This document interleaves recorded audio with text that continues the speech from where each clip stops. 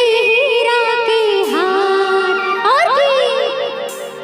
धीरे से अम्मा अरे धीरे से अम्मा चुमैया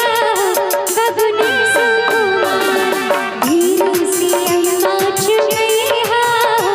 बबुनी सुकुमार घर से निकले अम्मा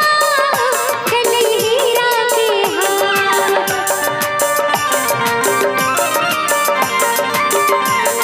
घर से निकले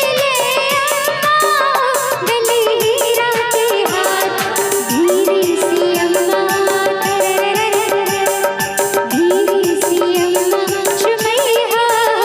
गुड़िया सुकुमार धीरे से अम्मा चुमैया गुड़िया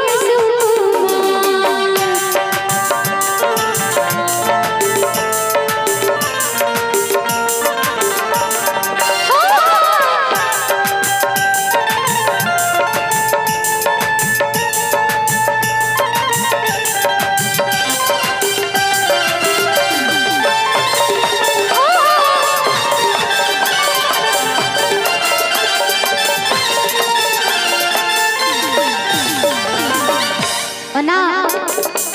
बुरा मानना नहीं है लेकिन घर के जो भौजी है छे भौजी कनी ऐठल हुई छे मटक मटक के चल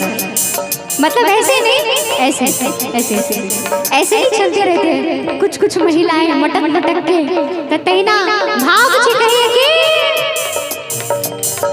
ठुमक ठुमक चाल चले भौजी हो हले कचरा के धार